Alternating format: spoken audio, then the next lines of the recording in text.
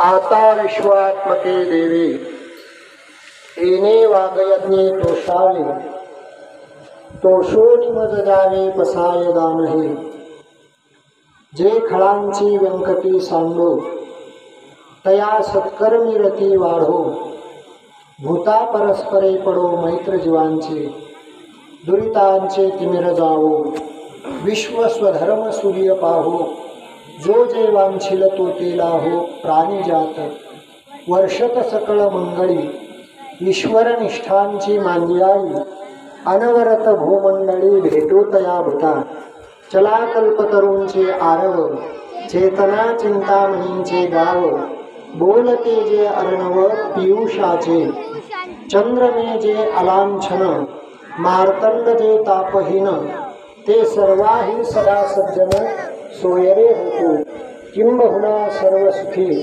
पूर्ण होणी तिही लोकी भजिजो आदिपुरुखी अखंडित आणि ग्रंथोपजीवे विशेषी लोकी इये दृष्टादृष्ट विजये होवावेजी एथ म्हणे श्री विश्वेश्वरावो हा होईल दान पसावो येणेवरे ज्ञान देवो सुखिया झाला महायोगपीठे तटे भीमरथ्यां वरं पुंडरीकाय दातुं मुनीन्द्रैः समागत्यतिष्ठन्तमानन्दकन्दं परब्रह्मलिङ्गं भजे पाण्डुरङ्गम् अलङ्कापुरीरम्यसिंहासनस्थं पदाम्भोजतेजस्फुरदिप्रदेशं विधीन्द्राधिदेवैः सदा स्तूयमानम् समाधिस्थमूर्तिं भजे ज्ञानदेवं वसुदेवसुतं देवं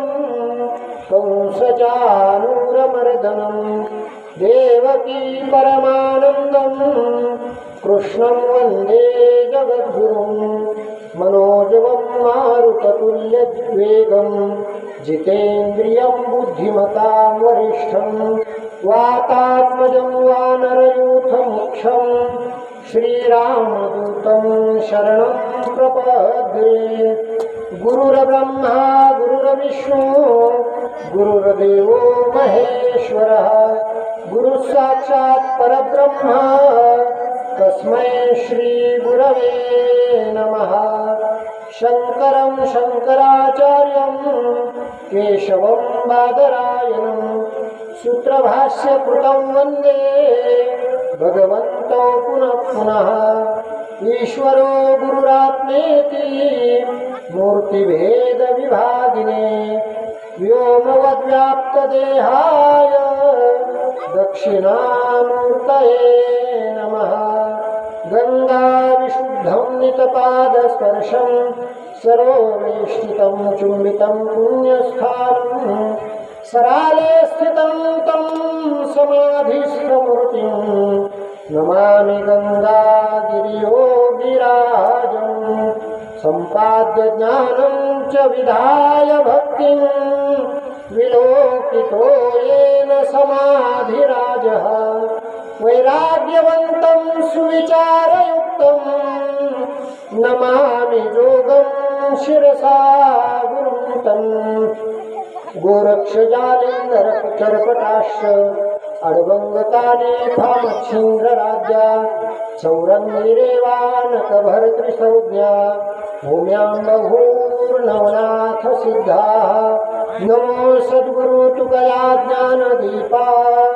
नमो सद्गुरु सच्चिदानन्दरूपा नमो सद्गुरु भक्तकल्याणमूर्ति नमो सद्गुरु भास्करा पूर्णकीर्ती सेवेलागी सेवक झालो तुमच्या लागलो निज चरणा अहो स्वामी तुकया देवा यावरी न करावा अवेर सहज लिळे उदकी वह्या तुम्ही रक्षिलिया निज सत्ये अहो स्वामी तुकया देवा यावरी न करावा अवेर निळा म्हणे धराल हाती तरी जालमती निरूपम अहो स्वामी तुकया देवा यावरी न करावा अवेर आता विश्वात्मके देवी येणे वागयज्ञे तोषावे, तोषोनी मद द्यावे पसाय दान हे. प्रस्तुत प्राप्त स्थळी प्राप्त प्रसंगी प्रवचनरूपी सेवेकरिता निवडलेलं माऊली ज्ञानोबारायांनी आपल्या सद्गुरूंच्याकडे मागितलेलं जे पसायदान, हा पसायदान विषय आजच्या या प्रवचन सेवेसाठी निवडलेला आहे. भगवान परमात्मा माऊली ज्ञानोबाराय सद्गुरू जशी बुद्धी देतील त्याप्रमाणे आपण या पसायदान या विषयावरती चिंतन करणार आहोत. अर्थात आजचा हा जागराचा दिवस आणि म्हणून वारकरी संप्रदायाचा जो दंडक आहे त्या दंडकाला अनुसरून अंतिम दिवशी, काल्याच्या आदल्या दिवशी जी काही साधना आपण केलेली आहे त्या साधनेचं फळ, त्याचा प्रसाद काहीतरी परमात्म्याकडे मागायचा आहे, संतांकडे मागायचा आहे आणि ती मागणी करण्याचा आजचा काय आहे दिवस आहे. आणि म्हणून माऊली ज्ञानोबारायांनी ज्ञानेश्वरी ग्रंथाची रचना केली आणि ती रचना झाल्याच्या नंतर शेवटी विश्वात्मक असणारे सद्गुरू निवृत्तीनाथ महाराज यांच्याकडे जी याचना माऊली ज्ञानोबारायांनी केली, जो प्रसाद माऊली ज्ञानोबारायांनी मागितला, त्या पसायदानाचं चिंतन आपण या ठिकाणी आज करणार आहोत. कारण माऊली ज्ञानोबाराय सांगतायत जो ग्रंथ हा निर्माण झाला आहे तो सहजासहजी त्या ठिकाणी निर्माण झालेला नाही. तर त्याच्याकरिता माऊली ज्ञानोबाराय बोलतायत, माझिया सत्यवादाचे तप वाचा केले बहुत कल्प, तया फळाची हे महाद्वीप पातली प्रभू.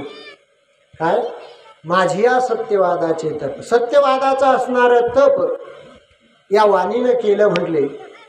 कधी केलं तर वाचा केले बहुत कल्प, अनेक कल्पापर्यंत ते सत्यवादाचं तप माऊली ज्ञानोबाराय सांगतात या वाणीच्या द्वारे काय तर घडलं. आणि म्हणून तया फळाची हे महाद्वीप पातली प्रभू. आणि त्याचं फळ म्हणून, त्याचा प्रसाद म्हणून हा ग्रंथराज ज्ञानेश्वरी भावार्थ दीपिका हा ग्रंथ काय झाला तर निर्माण झाला. म्हणून कुठलंही सत्कार्य, कुठलंही चांगलं कार्य जर घडायचं असेल तर त्याच्याकरता पाठीमागे काहीतरी काय असावं लागतं, तप असावं लागतं. मी सुरुवातीलाच बोलून गेलो, हा एवढा कार्यक्रम या ठिकाणी जो अगदी अल्पावधीमध्ये सुरू झाला आहे त्याचं कारणच नाथांची घडलेली काय आहे तर भक्ती. आणि म्हणून हे कार्य या ठिकाणी आज हे घडतं आहे. मला सांगायचं काय की माऊली ज्ञानोबाराय ज्ञानेश्वरी ग्रंथ पूर्ण झाला आणि ते सर्व श्रेय माऊली ज्ञानोबाराय स्वतःकडे न घेता ते सद्गुरूंच्याकडे श्रेय देत आहे. किंबहुना तुमचे केले धर्म कीर्तन हे सिद्धी गेले, एथ माझे जी उरले पायी कपन. ही नम्रता माऊली ज्ञानोबारायांच्या ठिकाणी आहे. माऊली ज्ञानोबाराय आणखी एके ठिकाणी बोलत असताना म्हणतायत, एरवी तरी मी मूर्खू जरी जहाला अविवेकू, तरी संत कृपा दीपकू स्वज्वळू असे. निवृत्तीनाथ महाराजांच्या समोर बोलत असताना माऊली ज्ञानोबाराय स्वतःला मूर्ख म्हणून घेत आहेत. आजकाल आपल्याला एखाद्यानं मूर्ख म्हटलं तर पण आवडतं का कुणाला? मूर्ख म्हटलं की आपण त्याच्या तोंडात द्यायला काय असतो तयार असतो. पण माऊली ज्ञानोबाराय मात्र, अर्थात ज्ञानोबाराय ज्ञानदेव ज्ञानेश्वर या शब्दाचा संधिविग्रह जर आपण या ठिकाणी केला, ज्ञान अधिक ईश्वर, ज्ञानेश्वर, आणि त्याचा समास जर पाहिला ज्ञानस्य ईश्वर, हा ज्ञानाचे ईश्वर ते माऊली ज्ञानोबाराय. आणि ते ज्ञानोबाराय काय म्हणतायत, स्वतःला मूर्ख म्हणून घेत आहेत. का तर सद्गुरूंच्या समोर ते बसलेले आहेत आणि सद्गुरूंच्या समोर त्यांना बोलायचं आहे आणि म्हणून स्वतःला त्या ठिकाणी कमी लेखत आहेत. आणि म्हणून सद्गुरूंच्या समोर, भगवंताच्या समोर आपली नम्रताच त्या ठिकाणी काय केली पाहिजे, दाखवली पाहिजे. आणि म्हणून माऊली ज्ञानोबाराय म्हणतायत, एरवी तरी मी मूर्खू जरी झाला अविवेकू तरी संत कृपा दीपकू स्वज्वळू असे, किंवा किंबहुना तुमचे केले. हे जे सगळं घडलंय ना, हा संपूर्ण ज्ञानेश्वरी ग्रंथ जो तयार झालाय ना, याच्यामध्ये माझं काहीच नाही. हे सगळं तुमच्या कृपेनं काय तर संपन्न झालेलं आहे. तुमचे केले धर्म कीर्तन. आणि या ग्रंथाला माऊली ज्ञानोबारांनी नाव काय दिलं तर धर्म कीर्तन. अर्थात धर्माची जागृती या ग्रंथाच्या माध्यमातून त्या ठिकाणी होते आहे. असा असणारा हा ज्ञानेश्वरी ग्रंथ माऊली ज्ञानोबाराय त्या ठिकाणी त्यांनी पूर्ण केला आणि सद्गुरूंना सर्व श्रेय त्या ठिकाणी देत आहे. आजकाल आपण कुठलंही कार्य, एखादं चांगलं कार्य जर आपल्या हातून घडलं तर त्याचं अर्थात करायचं आपण काहीच करत नाही तरी त्याचं श्रेय आपल्याला मिळालं पाहिजे, याच्यासारखी आपली सर्वांची काय चाललेली असते, धडपड चाललेली असते.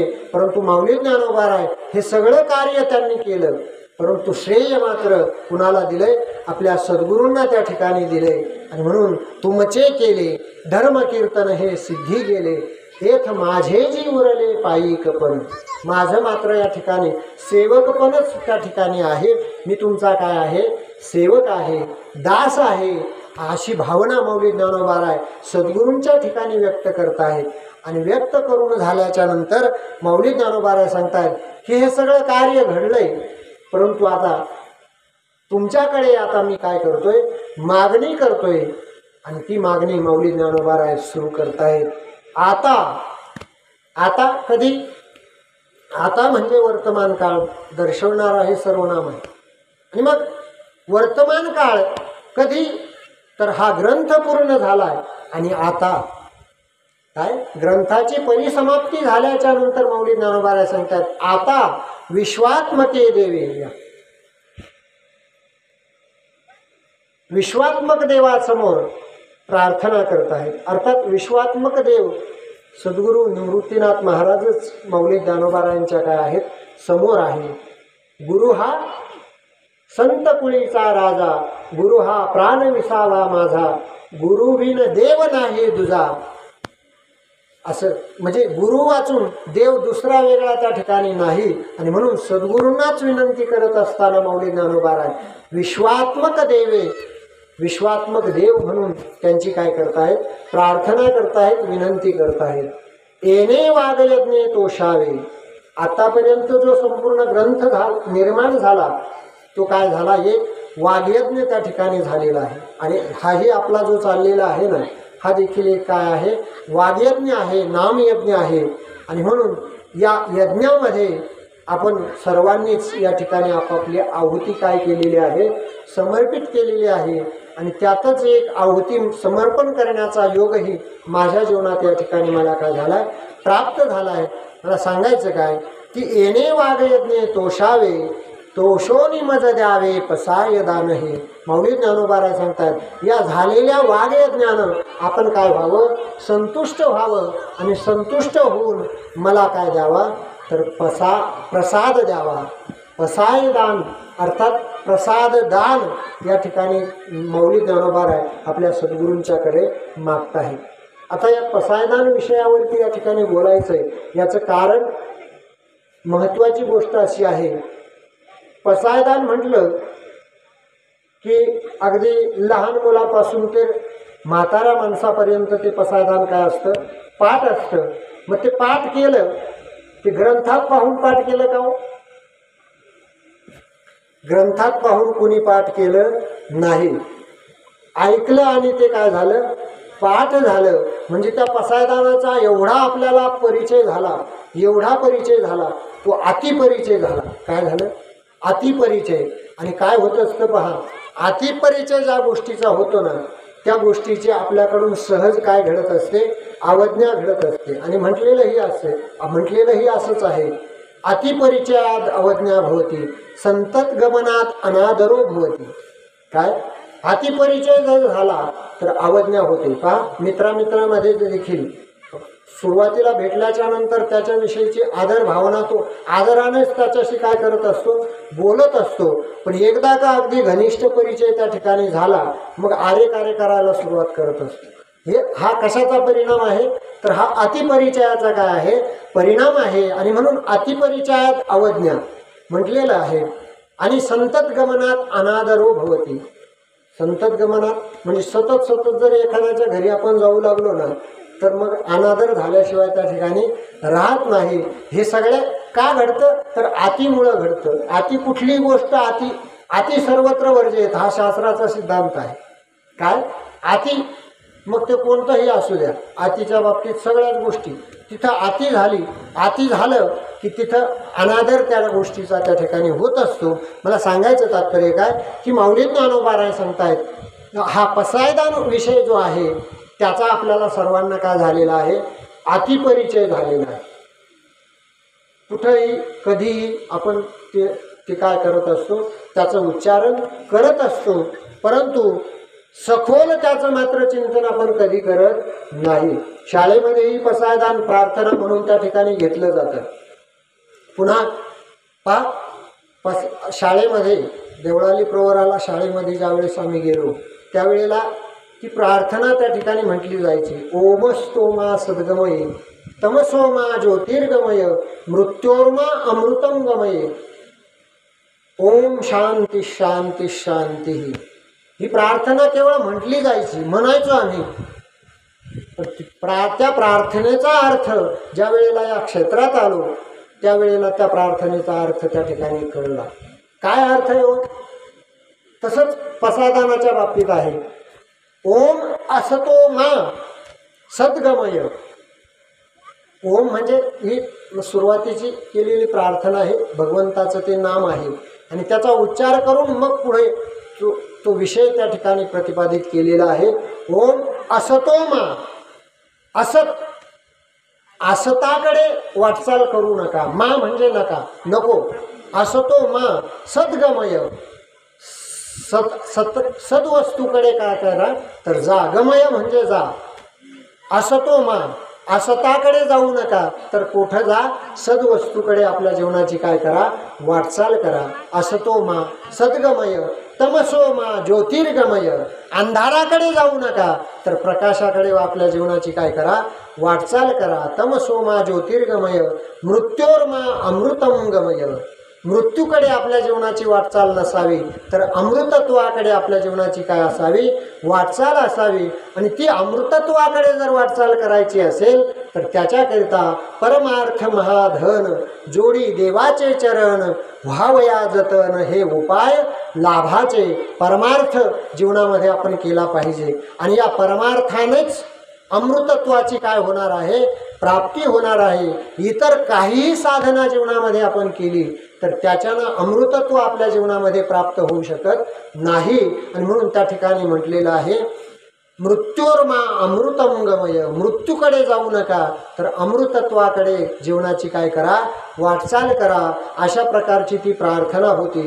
पण त्या ठिकाणी मात्र तो प्रार्थनेचा अर्थ कळला नाही. मला सांगायचं तात्पर्य काय की हे म्हटलं जातं, पसायदानही तसंच म्हटलं जातं, पण त्याचा नेमका अर्थ काय आहे तो अर्थ मात्र आपण काय करत नाही, जाणून घेत नाही. आणि म्हणून त्याच्यावरती थोडंसं चिंतन करावं. आणि आजचा दिवसही मागणीचा आहे आणि पसायदानाचा विषयही मागणीच आहे. आणि म्हणून त्या विषयावरती आपल्याला संकल्पित वेळेमध्ये या ठिकाणी चिंतन करायचं आहे. मला वाटतं वेळ तर आटोपत आली तरी अर्धा तास आपला अजून बाकी आहे. तेवढ्या वेळामध्ये जसं जमेल त्या पद्धतीनं थोडक्यात या पसायदानाचा अर्थ या ठिकाणी आपण पाहण्याचा प्रयत्न करणार आहोत. आता विश्वात्मके देवे अर्थात विश्वात्मक असणारे सद्गुरुदेव त्यांच्याकडे माऊली ज्ञानोबा राय करतायत. काय करतायत तर प्रार्थना करतायत. आणि काय म्हणतायत पहा की हा जो संपन्न झालेला जो वाग्यज्ञ आहे त्या वाग्यज्ञानं आपण काय व्हावा, तोषावं म्हणजे संतुष्ट व्हावं, प्रसन्न व्हावं. आणि प्रसन्न होऊन तोषो निमज द्यावे पसाय दान. हे संतुष्ट व्हावा आणि मला हा प्रसाद दान द्यावा. कोणता प्रसाद तर त्या प्रसादाचं वर्णन पुढे 9 ओव्यामध्ये माऊली ज्ञानोबांनी केलेलं आहे.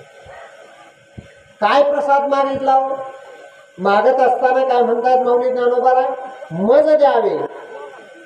मागणी कुणाकरता केली, मला द्या म्हणून म्हटलंय. पण मागणीचा जर विषय आपण पाहिला तर स्वतः करता एकही मागणी त्या ठिकाणी नाही. पहिल्या उमेचा विचार करा. पहिल्या उमेमध्ये माऊली ज्ञानोबाराय मागणं करतायत, जे खळांची व्यंकटी सांडो तया सत्कर्मी रती वाढो, भूता परस्परे पडो मैत्र जीवांची. दोन मागण्या पहिल्या ओवीमध्ये माऊली ज्ञानोबाराय करतात. पहिली मागणी केली, जे खळांची व्यंकटी सांडो तया सत्कर्मी रती वाढो. जे खळ आहे, आता खळ कुणाला म्हणायचं? चांगल्या कार्यात जे आडवे येतात त्यांना काय म्हणायचं? खळ म्हणायचं. आणि खळाची व्याख्या एका हिंदी कथाकार जे आहेत ना, त्या महात्म्यानं करत असताना त्यांनी असं म्हटलं, खल शब्दाचा अर्थ करत असताना त्यांनी सांगितलं, खाए और लढे. खल खल ख खाए और लढे म्हणजे खायचं आणि लढायचं. खायचं कुणाचं? खायचं दुसऱ्याचं आणि लढायचं दुसऱ्याशी. असं ज्याचं काम आहे त्याला काय म्हणायचं? खळ म्हणायचं. आणि असा जो खळ आहे त्याच्या ठिकाणी काय असतो? वाकडेपणा असतो. म्हणजे सन्मार्गानं तो कधी चालत नाही, तो सतत नेहमी वाकडच त्या ठिकाणी चालत असतो, आडवच येण्याचं काही करत असतो, काम त्या ठिकाणी करत असतो. असा त्याच्या स्वभावातला जो वाकडेपणा आहे तो वाकडेपणा त्याचा काय व्हावा? जावा. आणि तया सत्कर्मी रती वाढो. आणि सत्कर्मामध्ये त्याचं काय वाढवावं? प्रेम वाढावं. रती म्हणजे प्रेम. रती शब्दाचा अर्थ आहे प्रेम. आणि त्याचं सत्कर्मामध्ये काय वाढावं? प्रेम वाढावं. वास्तवात खळाचं सत्कर्मात प्रेम वाढत नाही, परंतु माऊली ज्ञानोबाराय हे संत आहेत आणि संतांचं अंतकरण हे नवनीताप्रमाणे असतं. मृदू सबाह्य नवनीत सैसे सज्जनाचे चित्त. आणि संत महात्मे ज्या या भूतलावरती अवतरित होत आहेत ती केवळ तुमच्या आमच्या उद्धाराकरिता, तुम्हा आम्हाला सुखी करण्याकरिता म्हणून संतांचा काय असतो? अवतार असतो. आणि म्हणून सर्वच जण सुखी असले पाहिजे. कुणीही दुःखी संतांना जर दिसलं तर त्याच्यानं संतांना काय होत असतं? दुःख होत असतं. परदुःखानं दुःखी होणारे काय असतात? तर संत असतात. आणि दुसऱ्याच्या दुःखानं आनंदित होणारे तुमचं आमचं जीवन असतं. आणि म्हणून संतांचं जीवन हे दुसऱ्याच्या दुःखानं संत महात्मे काय होत असतात? दुःखी होत असतात. मग त्यांना जर सुखी व्हायचं असेल तर, संतांना जर सुखी व्हायचं असेल तर काय करावं लागेल? सगळे सुखी व्हावे लागतील, तेव्हा संत काय होतील? सुखी होतील. आणि म्हणून माऊली ज्ञानोबाराय मज द्यावे म्हणतात ना, त्याच्या पाठीमागे हा उद्देश आहे. सगळे सुखी झाले तर मी काय होणार आहे? सुखी होणार आहे. आणि म्हणून मागणं करत असताना स्वतः करता न करता इतरांच्या करता काय चाललंय? मागणं चाललंय. पहिली मागणी केली, जे खळांची व्यंकटी सांग. पहा, संतांनी नियम असा आहे, आपण काय करतो? कुठल्याही कार्यामध्ये ज्यावेळेस कार्य करत असताना जे सन्मार्गानं वर्तन करणारे आहे त्यांची अगोदर विनंती करतो, त्यांची प्रार्थना करतो. पण नियम असा आहे, दुर्जनम प्रथमम वंदे सज्जनम तदनंतरम मुख प्रक्षालनापूर्वम बुध प्रक्षालनम यथा. काय असं म्हटलेलं आहे की सत्कार्य जर आपल्याला जीवनामध्ये करायचं असेल, चांगलं कार्य जर करायचं असेल तर त्याच्याकरिता अगोदर दुर्जनांना विनंती करायची, त्यांची अगोदर प्रार्थना करायची, त्यांना अगोदर काय करायचं? संतुष्ट करायचं आणि मग सज्जनांना करायचं. कारण त्यांना जर अगोदर संतुष्ट केलं नाही तर ते कुठं काय बाधा निर्माण करतील सांगता येत नाही. म्हणून दुर्जनम प्रथमम वंदे सज्जनम तदनंतरम. कारण सज्जनाला वंदन केलं काय? त्यांची प्रार्थना केली काय? विनंती केली काय? ते त्या कार्याला सहकार्यच करणार असतात.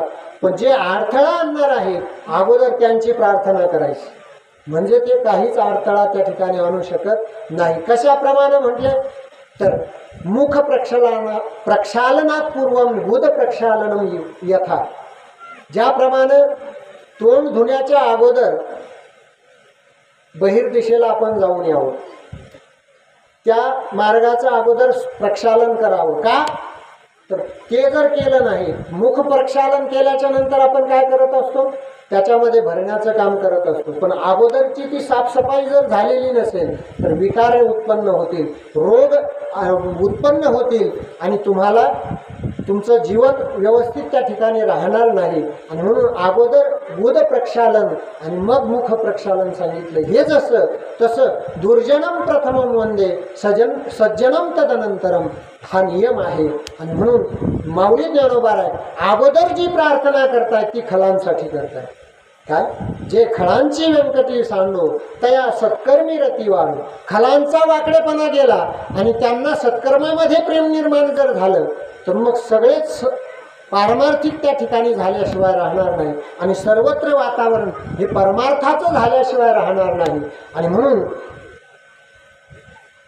त्यांचा वाकडेपणा जावा आणि त्यांना सत्कर्मामध्ये काय निर्माण व्हावं, प्रेम निर्माण व्हावं, ही पहिली मागणी माऊली ज्ञानोबा करताय. त्यानंतर दुसरी मागणी केली, भूता परस्परे पडो मैत्र जीवांचे. भूता परस्परे, भूत आता भूतांच्या ठिकाणी एकमेकांमध्ये मैत्रीचा संबंध वाढावा, प्रेम वाढावं असं माऊली ज्ञानोबा सांगतात. मग आता या ठिकाणी भूत म्हटल्याच्या नंतर नेमकं काय, भूताच्या ठिकाणी का भूतांनी आपल्याला त्रास देऊ नये म्हणून माऊलींनी अशी प्रार्थना केली का, तर नाही. भूत शब्दाचा अर्थ जे जे झालेले आहेत ते सर्व कोण आहेत, भूभवती म्हणजे होणे. जे जे झालेले आहेत त्या सर्वांना काय म्हटलं जातं, भूत म्हटलं जातं. तुम्ही आम्ही झालेलो आहोत का केलेलो आहोत, आपण तुम्ही आम्ही सर्वजण झालेलो आहोत. काय झालो, मुलगा झाला, काय झालो, मुलगी झाली, म्हणजे आपण सर्वजण कोण आहोत, झालेले आहोत. म्हणजे म्हणून तुम्ही आम्ही सर्वजण कोण आहोत, भूत आहोत. दुसऱ्या भूताचा विचार डोक्यामध्ये आणू नका. आपण सर्वजण काय आहोत, भूत आहोत. मग गाईला काय झालं, वासरू झालं. बकरूला शेळीला काय झालं, बकरू झालं. घोड्याला काय झालं, शिंगरू झालं. आदी करून सगळे पशु पक्षी सगळे जे काही असतील ते सगळे काय आहेत, झालेले आहेत. आणि झालेले म्हणजे काय आहेत, तर भूत आहेत. मग या सर्व भूतामध्ये परस्परामध्ये काय व्हावं, भूता परस्परे पडो मैत्र जीवाचे. जीवाची मैत्री, जीवाची म्हणजे अंतकरणापासून एकमेकाशी मैत्रीचे काय व्हावे, त्यांचे संबंध निर्माण व्हावे. पहा, ही मागणी महाराज माऊली ज्ञानोबा राय करतात. ही मागणी करण्याकरिता तेवढं अंतकरणही काय असावं लागतं, विशाल असावं लागतं. महाराज सामान्य माणूस अशा प्रकारची मागणी त्या ठिकाणी करू शकत नाही. कारण उदारचरितानाम तू वसुधैव कुटुंबकम, हे संपूर्ण वसुधा म्हणजे ही संपूर्ण पृथ्वी म्हणजेच त्यांचं काय असतं, कुटुंब असतं. आणि म्हणून सगळ्या कुटुंबातले सगळे सदस्य एकमेकाशी प्रेमाने वागले पाहिजे, तरच तो संसार त्या ठिकाणी काय होईल, व्यवस्थित होईल. अन्यथा एकाचं तोंड इकडे एकाचं तिकडे जर झालं, म्हणून कुटुंबामध्ये देखील राहत असताना सर्वांचा एकमेकांशी काय असला पाहिजे, विचार असला पाहिजे. तेव्हा ते कुटुंब काय होत असतं, काहीतरी विशेष त्या ठिकाणी बनत असतं. आणि म्हणून मला सांगायचं तात्पर्य काय, की माऊली ज्ञानोबा राय माऊली ज्ञानोबा रायांचं हे संपूर्ण वसुधा म्हणजे काय आहे, तर कुटुंब आहे. माऊली ज्ञानोबारांची देखील एक ओवी आहे का, मला तिथे आठवणं, पण त्या ठिकाणी माऊली ज्ञानोबारांनी वसुधा म्हटलेलं नाही, तर संपूर्ण ब्रह्मांडाचा विचार त्या ठिकाणी माऊली ज्ञानोबारांनी. अर्थात संस्कृत सुभाषितामध्ये आलंय, अयम निजहा परो व्यक्ती गणना लघुचेतसाम उदारचरितानाम तू वसुधैव कुटुंबकम, हे संस्कृतातलं आलं. पण संतांची परिभाषा मात्र याहीपेक्षा व्यापक त्या ठिकाणी आहे. आणि म्हणून ओवीचा आठवण मला, तर मला सांगायचं काय, की याहीपेक्षा व्यापक भाव संतांचा त्या ठिकाणी आहे. आणि म्हणून माऊली ज्ञानोबा राय म्हणतात, भूता परस्परे पडो मैत्र जीवांचे. या सर्व भूतांमध्ये एकमेकांमध्ये मैत्रीचा भाव जर त्या ठिकाणी निर्माण झाला तर त्याच्या योगानं काय होणार आहे, सर्वाशी प्रेमाचे संबंध. मैत्रीमध्ये सुख आहे का, दुश्मनकीमध्ये सुख आहे, सुख कशात आहे, मैत्रीचा भाव वाढला तर त्याच्यात आनंद मिळत असतो, सुख वाढत असतं. आणि एकमेकाशी जर शत्रुत्व झालं शत्रुभाव निर्माण झाला तर त्याच्यानं सुख होतं का दुःख वाढतं? तर त्याच्यानं काय होत असतं? दुःख वाढत असतं. आणि संतांना तुम्हा आम्हा सर्वांना काय करायचं आहे? सुखी करायचं आहे. आणि म्हणून होता परस्परे पडो मैत्र जीवांचे. पुढे माऊली ज्ञानोबा सांगतायत, दुरितांचे तिमिर जाओ विश्व स्वधर्म सूर्य पाहो. दुरित तिसरी मागणी माऊली ज्ञानोबा करतायत, दुरितांचे तिमिर जाओ. दुरित म्हणजे पाप. पाप हे अंधकारमय आहे. पाप हे अंधकारमय आहे. असं पापाला अंधकाराची काय दिलेली आहे? उपमा दिलेली आहे. म्हणून त्या दुरिताचा अंधार जाओ आणि विश्व स्वधर्म सूर्य पाहो. स्वधर्म म्हणजे पुण्य. धर्म, धर्माच्या योगाने काय घडत असतं? पुण्य घडत असतं. आणि स्वधर्म, आपला जो स्वधर्म आहे त्याचं आचरण करून त्या स्वधर्मरूपी सूर्य त्या ठिकाणी काय व्हावा? उदयाला यावा आणि त्याचा सर्वत्र काय पडावा? प्रकाश पडावा. स्वधर्म सूर्य पाहो. जो जे वांछील तो ते लाहो प्राणी जात. आणि जो जे इच्छा करील ती त्याची इच्छा काय व्हावी? तर पूर्ण व्हावी. आणि ही पूर्ण होईल तेव्हा ज्यावेळेस तो स्वधर्माचं काय करील? आचरण करील. आपला धर्म, आपल्या वाट्याला आलेला जो काही धर्म आहे, मग त्यामध्ये धर्माचे दोन प्रकार आहेत. एक सामान्य धर्म आणि एक विशेष धर्म. मग सामान्य धर्म कशाला म्हणायचं? संपूर्ण मनुष्य जातीकरिता जो धर्म सांगितला आहे तो सामान्य धर्म. पण विशेष व्यक्तिविशेषानं जो धर्म सांगितला जातो त्याला काय म्हणायचं? विशेष धर्म म्हणायचं. एका व्यक्तीकरता सांगितलेला धर्म तो विशेष धर्म. आणि सर्व मानव जातीला सांगितलेला जो धर्म आहे त्याला काय म्हणायचं? सामान्य धर्म म्हणायचं. मग सामान्य धर्म, माणूस म्हणून जगणं हा सामान्य धर्म झाला. परंतु माणसामध्ये कुणी पती आहे, कुणी पत्नी आहे, कुणी वडील आहे, कुणी मुलगा आहे, कुणी मायबाप आहे, त्यांची मुलं आहेत. मग त्या मुलाचा मायबापाविषयीचा धर्म वेगळा, मायबापांचा मुलाविषयीचा धर्म वेगळा, पत्नीचा पतीविषयी पाळायचा धर्म वेगळा, पतीनं पत्नीविषयी पाळायचा धर्म वेगळा. हा जो धर्म आहे हा सगळ्या प्रकारचा धर्म त्या स्वधर्म त्या ठिकाणी आहे. आणि अशा प्रकारचा धर्म सर्वांकडून काय व्हावा? पालन व्हावा. आणि हा केव्हा पालन होईल? ज्या वेळेला दुरिताचा तिमिर, दुरिताचा अंधकार जाईल आणि मग धर्माची वाट व्यवस्थित त्या ठिकाणी दिसेल. पुण्याची पहाट फुटेल. काय पुण्याची पहाट म्हटले का? पहाट झाली की प्रकाश पसरत असतो. आणि म्हणून पुण्य हा प्रकाशाचं काय आहे? तर प्रतीक आहे. आणि तो प्रकाश काय एकदा पडला मग सगळे सन्मार्गानं आपलं जीवनाची वाटचाल त्या ठिकाणी केल्याशिवाय राहणार नाही. आणि मग जो जे वांछील तो ते लाहो. मग सगळेच जर सन्मार्गाला लागले तर त्यांची इच्छा पुरी व्हायला वेळ लागेल का हो? आपोआपच ती इच्छा त्या ठिकाणी काय होईल? ज्याची जशी इच्छा असेल ती इच्छा त्याची काय होईल? पूर्ण होईल. पण मग वाईट इच्छा त्याची राहील का त्या ठिकाणी? वाईट इच्छा राहणारच नाही. कारण स्वधर्म सूर्य त्याने काय केलेला आहे? पाहिलेला आहे. आणि त्याच्या प्रकाशात त्याची वाटचाल सुरू झालेली आहे. मग ती वाटचाल आणि तिच्या मार्गाने होईल का? पापाच्या मार्गाने ती वाटचाल होईल का? आणि म्हणून होऊ शकत नाही. आणि मग ही भावना निर्माण झाल्याच्या नंतर मग तो जी इच्छा करील ती त्याची काय व्हावी? पूर्ण व्हावी. पण अगोदर नाही बरं का.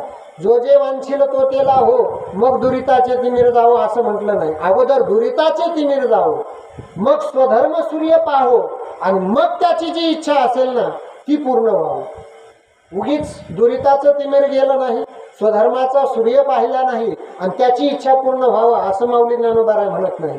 तर असं हे अगोदर हे घडावं, ही प्रक्रिया अगोदर सांगितली आणि मग इच्छा पूर्ण करा असं सांगितले. म्हणून जो जे वांछील तो ते लाहो प्राणी जात. मग त्याची वाईट इच्छा असेल का हो त्या ठिकाणी? वाईट विषय भोगाची वासना त्याची असेल का? तर ती इच्छा त्याची त्या ठिकाणी असणार नाही. त्याची सदिच्छाच त्या ठिकाणी असेल, भगवत इच्छाच त्याची त्या ठिकाणी असेल, सत्संगाचीच इच्छा त्याची त्या ठिकाणी असेल. आणि म्हणून ती इच्छा त्यांची काय व्हावी? पूर्ण व्हावी. वर्षत सकळ मंगळी. मग ती इच्छा हे सगळं घडण्याकरिता काय व्हावं? तर पुढचं मागणी माऊली ज्ञानोबा करतात. वर्षत सकळ मंगळी ईश्वर निष्ठांची मांदियाळी अनवरत भूमंडळी भेटो तया भूता. भेट तू भूता. काय वर्षत सकळ मंगळी, सर्वत्र मंगळाचा वर्षाव करणारे. काय वर्षत सकळ मंगळी, वर्षत म्हणजे वर्षाव करणारे. सकळ मंगळ, सकळ मंगळाचा वर्षाव करणारे कोण आहे? तो संत महात्मे आहे. ईश्वर निष्ठांची मांदी आली. आणि ते संत कसे आहेत? तर ईश्वर निष्ठ आहेत. आणि त्यांचा समुदाय, मांदियाळी म्हणजे समुदाय. अनवरत भूमंडळी, अनवरत सतत अखंड भूमंडळी, या भूमंडळावरती या मृत्यूलोकामध्ये भेट तू भूता. या सर्व प्राणीमात्रांना त्यांची काय व्हावी? भेट व्हावी. कारण संतांची भेट जीवनामध्ये फार महत्त्वाची आहे. आणि संतांची भेट जोपर्यंत होत नाही तोपर्यंत जीवाचा उद्धार होणं शक्य नाही. संताविन प्राप्ती नाही ऐसी वेद देती ग्वाही. म्हणून सत्संगेन परम प्राप्य, सत्संगानं परम लाभ जीवनामध्ये त्या ठिकाणी होत असतो. आणि म्हणून तस्मात सत्संग सततम कुरु असं म्हटलेलं आहे. म्हणून सतत माणसानं जीवनामध्ये काय केला पाहिजे? सत्संग केला पाहिजे. आणि त्या सत्संगाचा योग या भांड परिवारामुळे आज तुम्हा आम्हा सर्वांना गेली 3 दिवसापासून हा सत्संग आपल्याला या ठिकाणी लाभला. मला सांगायचं तात्पर्य काय की अनवरत भूमंडळी भेटतू भूता. प्रत्येक प्राणीमात्राला, प्रत्येक भूताला, प्रत्येक प्राण्याला तू ही संत मंडळी त्या ठिकाणी भेटावी. चला कल्पतरूंचे आरव चेतना चिंतामणीचे गाव बोलते जे अर्णव पियुषांचे. त्या संतांचा विचार सांगत असताना, त्या संतांचं स्वरूप सांगत असताना माऊली ज्ञानोबा सांगतात की संत कसे आहेत? तर चला कल्पतरूंचे आरव. चला कल्पतरू, कल्पतरू आहे. कल्पतरू म्हणजे काय आहे? तर वृक्ष आहे. कल्पतरू नावाचा वृक्ष आहे. आणि कल्पतरूचं वैशिष्ट्य असं आहे की त्याच्या खाली बसून आपण जी काही इच्छा करतो ना ती आपली काय होत असते? पूर्ण होत असते. कल्पतरू खाली फळे ती मागितली. जे जे फळ मागतो ते फळ आपल्याला काय होत असतं? प्राप्त होत असतं. म्हणजे जी इच्छा आपण करतो ती इच्छा पूर्ण करण्याचं सामर्थ्य त्या कल्पतरू नावाच्या वृक्षामध्ये असतं. आता तो जर आपल्याला भेटला तर बरं होईल, पण भेटणं मात्र अशक्य आहे.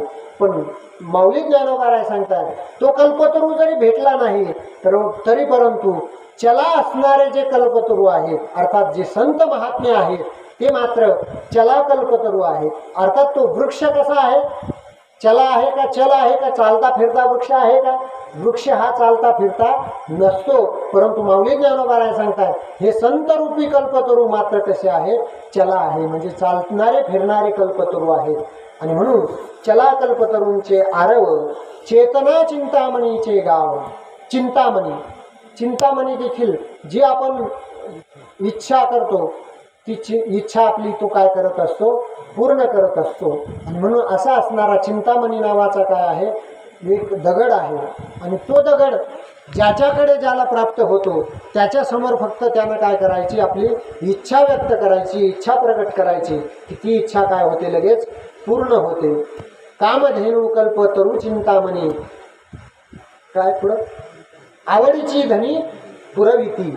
आपली जी आवड आहे आणि त्या आवडीनुसार जी आपल्या अंतःकरणात इच्छा निर्माण झालेली आहे ती इच्छा पूर्ण करण्याचं काम हे तिघही करत असतात. कामधेनु, कल्पतरू आणि चिंतामणी. त्यापैकी माऊली ज्ञानोबा दोघांचा विचार या ठिकाणी सांगतायत. संतांना त्या दोघांची काय देत आहेत? उपमा देत आहेत. परंतु ते चिंतामणी असेल किंवा कल्पतरूचा वृक्ष असेल तो मात्र आपल्याला भेटण्याकरता त्या ठिकाणी येऊ शकत नाही. तो जिथं कुठं असेल तिथपर्यंत आपल्याला जावं लागेल आणि मग त्याच्या तळात, त्याच्या सावलीला बसावं लागेल आणि मग त्याच्या पुढे इच्छा व्यक्त करेल की मग तो इच्छा काय करील?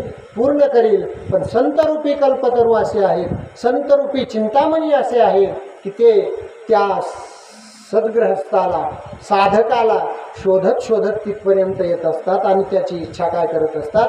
पूर्ण करत असतात. आणि म्हणून चला कल्पतरूंचे आरव, चल चला नाही बरं का, काय च आणि ज हे दोन अक्षरं असे आहेत की त्यांचा दोन प्रकाराने काय केला जातो, उच्चार केला जातो. सूक्ष्म आपण सामान्य पद्धतीनं त्याचा विचार करत नाही, पण अर्थामध्ये एवढा बदल होतो ना की अगदी विरुद्ध अर्थ त्या ठिकाणी बदलत असतो जर उच्चार व्यवस्थित केला नाही तर. चला म्हटलं तर चला म्हणतं, चला अर्थ होतो चला, पण चला म्हटलं की चल म्हणजे चेतन असा अर्थ त्याचा त्या ठिकाणी होत असतो. म्हणून मला सांगायचं काय की चला कल्पतरूंचे, म्हणून चला म्हणायचं नाही. पसायदान म्हणत असताना चला कल्पतरू, आपण म्हणतो चला कल्पतरूंचे, तर चला पण कुठं चला, हा म्हणून अर्थ त्याचा बदलत असतो. म्हणून तर ग्रंथांचं चिंतन करत असताना व्याकरण फार महत्त्वाचं असतं अगोदर. म्हणून तर वारकरी संप्रदायाची जी सर्वात मोठी संस्था आहे जोग महाराज वारकरी शिक्षण संस्था, त्या संस्थेत जर आपल्याला प्रवेश घ्यायचा असेल कुठल्याही विद्यार्थ्याला, तर त्याच्याकरिता अगोदर त्याला 100 मार्काची व्याकरणाची काय द्यावी लागते, परीक्षा द्यावी लागते. मग ती व्याकरणाची परीक्षा म्हणजे त्या संस्थेत प्रवेशासाठी असलेली CETची काय आहे, परीक्षा आहे. ती परीक्षा उत्तीर्ण झाला तर त्या ठिकाणी तिथं प्रवेश मिळतो. आणि एका वेळेला 400 ते 500 विद्यार्थी काय देत असतात, परीक्षा देत असतात. आणि त्यातले फक्त 100च विद्यार्थी किंवा 80-85च विद्यार्थी त्या ठिकाणी भरती केली जातात. आणि म्हणून तिथं मेरिट लागतं बरं का. जो 80-85च्या पुढं मार्क पाडेल तोच त्या ठिकाणी प्रवेश घेऊ शकतो. आणि म्हणून अशा मला सांगायचं हे कशाकरिता बोलतोय मी की शब्दाचा अर्थ बदलून जातो. आपण उच्चार करतो परंतु तो उच्चार जर त्या ठिकाणी चुकला तर त्याचा अर्थ काहीतरी विपरीत त्या ठिकाणी होत असतो. आणि म्हणून ज शब्द आहे ना, ज त्याचा ज आणि ज असा 2 उच्चार केला जातो. च आणि छ जसा आहे तसा ज आणि ज. जग जग जर म्हटला तर काय अर्थ होतो, जगणं, जग जगदेव आपण म्हणतो ना, जगदेव आळंदीत होता शब्द तो, आले जगदेव. काही विद्यार्थी मधुकरीच करीत नसायचे आणि मग कुठं मधुकरी आली, कुठं स्वयंपाक चालू दिसला का वळाला, मग त्याला ते काय मग जरा असं तो लागला की मग त्याला जगदेव म्हणायचे, आले जगदेव. असं मला सांगायचं का, जग म्हटलं की जगणं हा अर्थ त्यातून अर्थ निघतो. आणि जग म्हटलं तर संपूर्ण जग, म्हणजे हा उच्चारातला फरक आहे. म्हणजे किती अर्थ बदलला. आणि म्हणून उच्चाराला फार महत्त्व त्या ठिकाणी असतं. म्हणून चला कल्पतरूंचे आरव. त्यानंतर मौली ज्ञानोबा सांगतात चेतना चिंतामणीचे गाव. संत महात्मे हे चेतना चिंतामणी जे आहेत ना त्यांचं काय आहे तर गाव आहे. बोलते जे अर्णव पियुषाचे. अर्णव समुद्र, पण कशाचे समुद्र आहेत, पियुष म्हणजे अमृताचे काय आहेत तर समुद्र आहेत. पण समुद्रही बोलतो, समुद्र बोलतो ना, त्याच्या काठावरती गेल्याच्या नंतर आपल्याला कळेल तो बोलतो महाराज. त्याच्यावरती ज्या लाटा उसळतात ना त्या लाटांचा जो आवाज येतो हे त्याचं काय आहे, बोलणं आहे. तसं हे बोलते अर्णव आहेत, बोलते समुद्र आहेत, पण कशाचे आहेत, खाऱ्या पाण्याचे नाही, ते कशाचे आहेत तर अमृताचे समुद्र आहेत. म्हणून असे असणारे संत ते या प्राणीमात्रांना काय व्हावं तर भेटावे. अनवरत भूमंडळी भेटतू भूता. या सर्व प्राणीमात्रांना त्यांची काय व्हावी, भेट व्हावी. कसे आहेत संत आणखी, त्या संतांचा विचार सांगत असताना चंद्र मे जे लांछन. चंद्र आहेत ते, पण चंद्र आहेत, चंद्राला तर कलंक आहे. चंद्राला जो चंद्र आपण पाहतो त्या चंद्राला काय लागलेला आहे, डाग लागलेला आहे. पण हे संत रूपी चंद्र मात्र अलांछन, त्यांना कुठल्याही प्रकारचा काय लागलेला नाही, डाग लागलेला नाही. अशा प्रकारचे ते काय आहेत तर चंद्र आहेत. आता आपली वेळ संपत आलेली आहे. अगदी 10-15 मिनटं आपले राहिले, 10च मिनटं राहिले वेळेनुसार.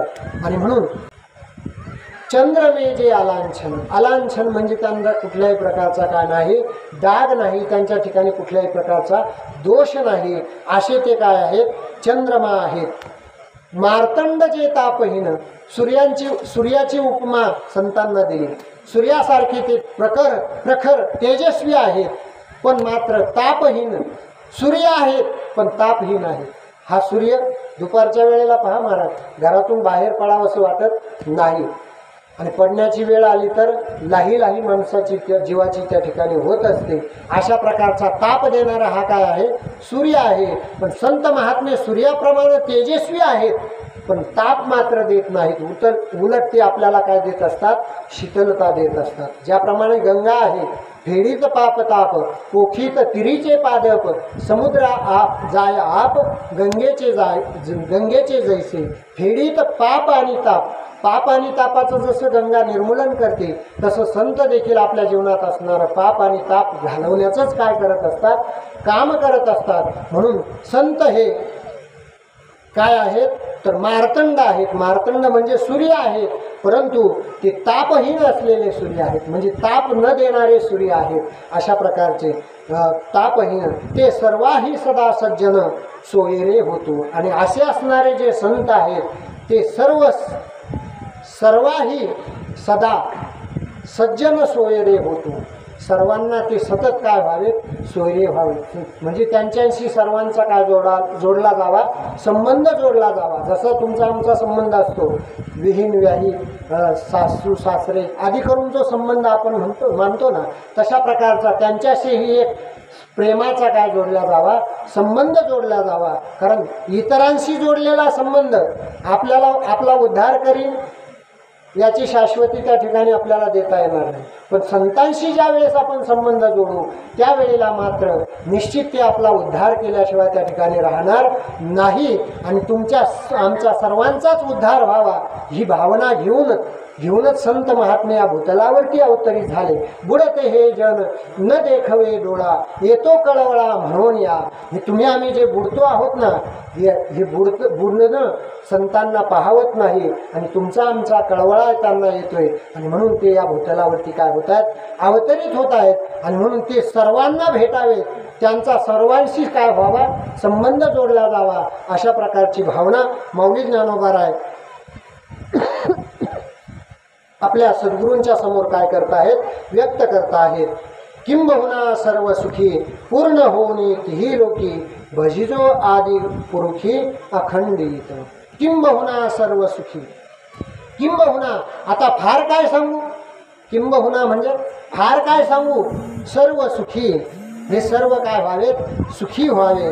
पूर्ण होऊनी तिन्ही लोकी, तिन्ही लोकांमध्ये सुखानं परिपूर्ण हे तिन्ही लोक काय व्हावेत? भरून जावेत. भजिजो आदि पुरुषी अखंडित.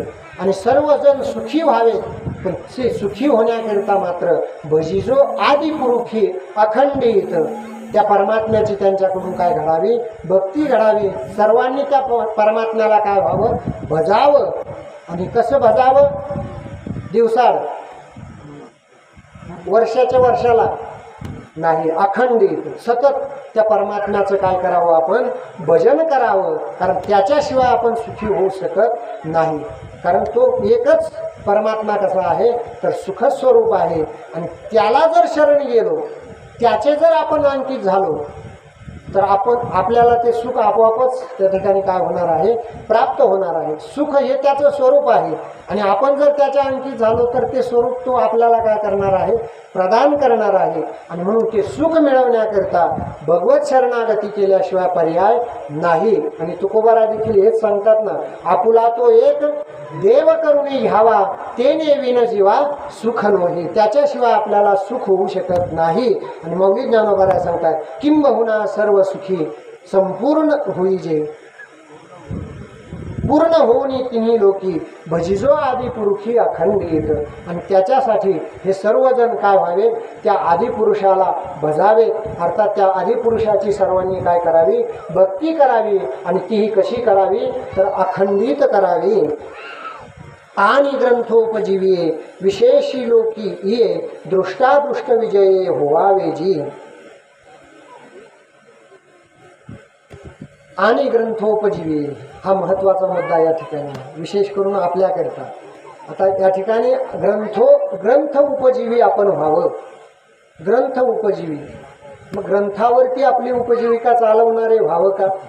असा एक पाठीमागे मला लेख लिहायचा सांगितला होता. एका शिक्षकांना या विषयावरती बोलायचं होतं आणि म्हणून परमपूज्य गुरुवर्य पांडुरंग महाराजांनी, गिरी महाराजांनी मला ते लिहायचं सांगितलं होतं. त्यावेळेला मी ते लिहिलं होतं की ग्रंथोपजीवी या शब्दाचा नेमका अर्थ काय करायचा. ग्रंथ उपजीवी व्हायचं म्हणजे काय?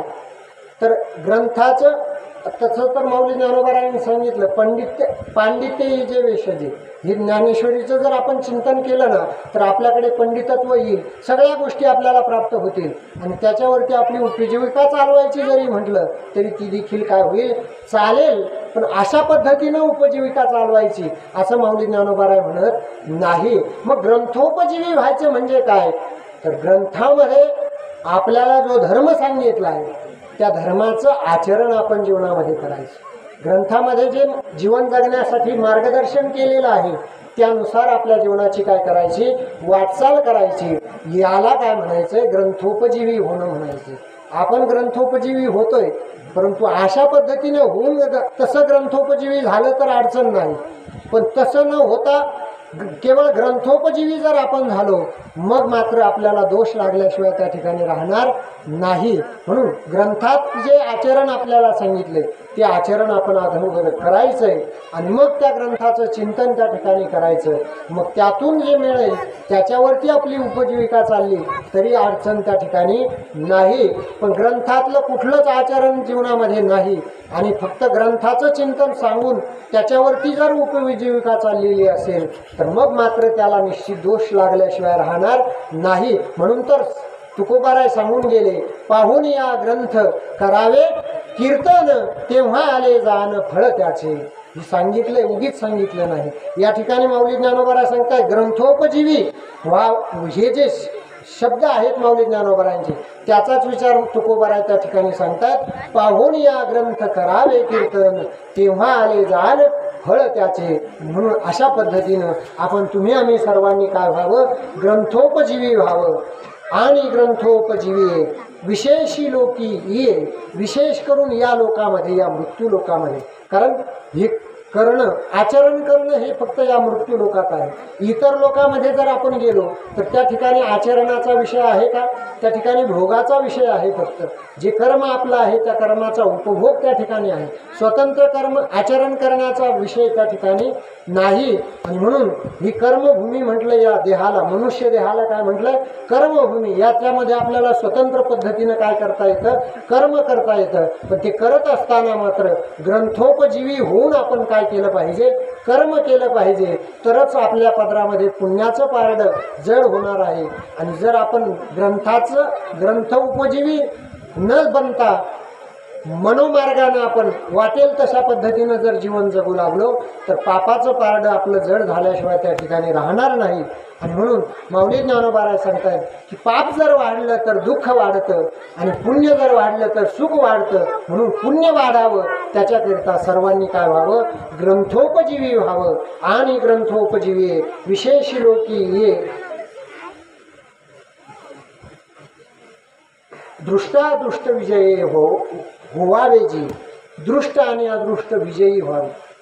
दृष्टाच्या बाबतीत विजयी व्हावं आणि अदृष्टाच्या बाबतीतही काय व्हावं, विजयी व्हावं. दृष्ट इहलोकातील भोग जे आहेत, अर्थात जे काही आपल्याला मिळवायचे त्याच्या बाबतीतही सर्वजण काय व्हावेत, विजयी व्हावेत. म्हणजे सर्वांना सर्व मिळावं.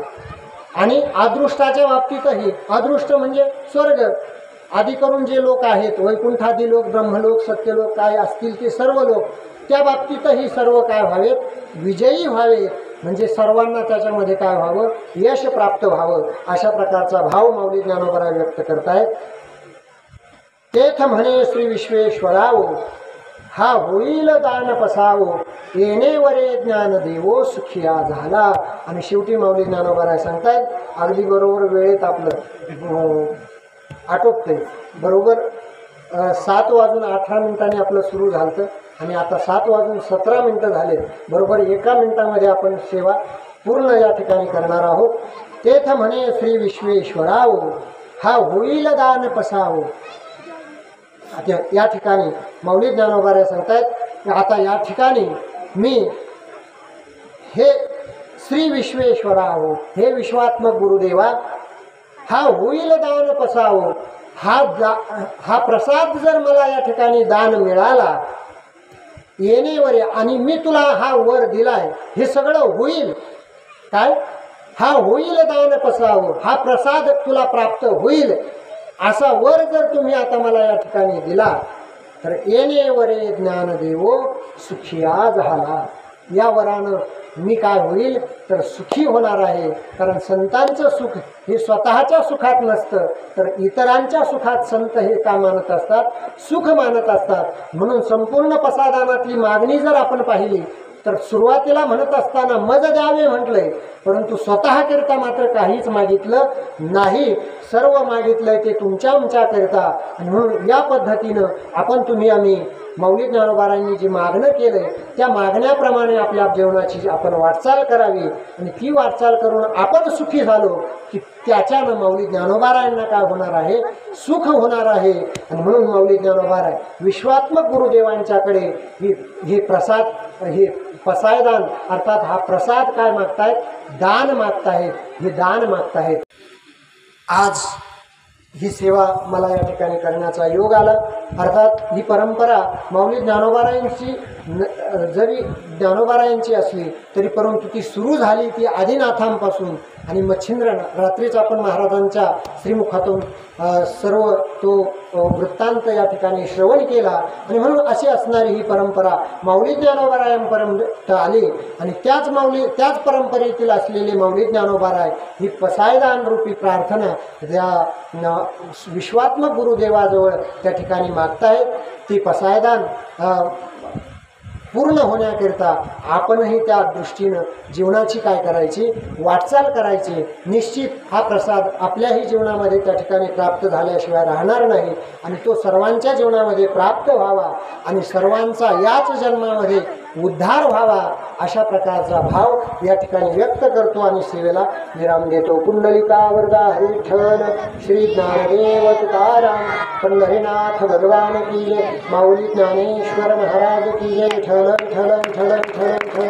कुंडलिका वरदा हरी विठ्ठल, श्री ज्ञानदेव तुकाराम, पंढरीनाथ भगवान की जय, माऊली ज्ञानेश्वर महाराज की जय. जगद्गुरु तुकाराम महाराज की जय. चैतन्य कालिकनाथ महाराज की जय. नवनाथ महाराज की जय. सब संतन की जय.